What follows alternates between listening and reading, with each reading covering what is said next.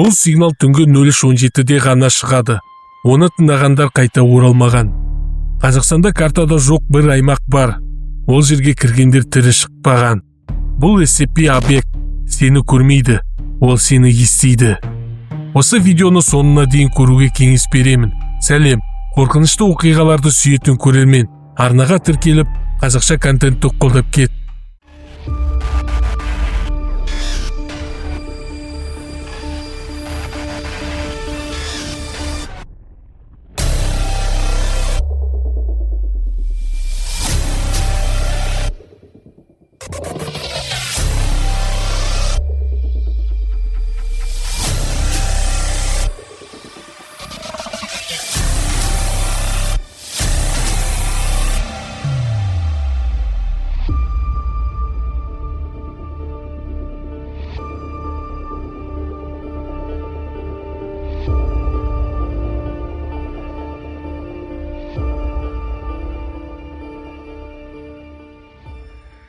Қазақстанның батыс өңірінде елсіз далада, картада жоқ бір аймақ бар.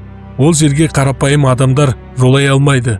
Қоршаулар, ескерту белгілері және бір ғана жазу. Кіруге тыйым салынады. Бұл аймақты ресми түрде ешбір ұйым мойындамайды. Бірақ құпия құжаттарда ол SCP-772-KZ деп аталады. 2019 жылы осы аймақтан түсініксіз радиосигнал тарай бастады. Сигнал түнде ғана пайда болады. Әр түні сайын бірдей уақытта 03:17-де. Сигналды алғаш байқаған Ақтаудағы байланыс инженері Ержан. Ол құлаққапты тыққанда жай ғана шу емес, сыбырлаған дауыс естіген. Бізді көріп тұр. SCP қоры Қазақстандағы жасырын бөлім арқылы әрекетке көшті. Экспедицияға 4 адам жіберілді. Айдос, жетекші, Мәдина, биолог, Тимур, радиоинженер, Данияр, күзетші.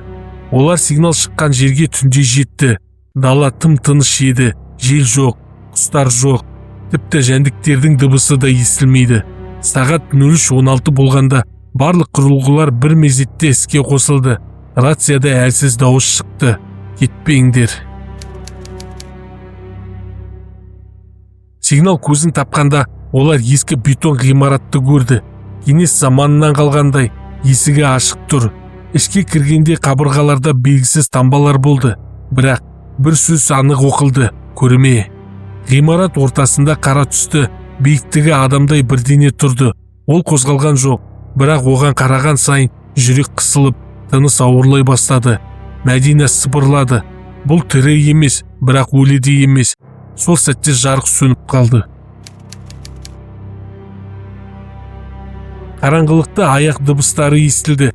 Біреу екінші жақтан емес, тура артынан жүргендей.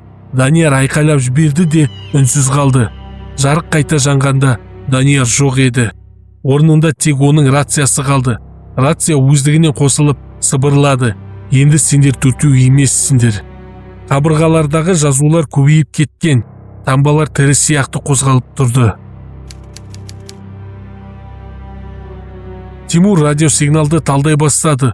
Ол қорқынышты шындықты түсінді. Бұл сырттан келген сигнал емес. Бұл осы жерден кеткен адамдардың дауысы. Объект адамдардың бейнесін емес, дыбысын естілген сақтайды.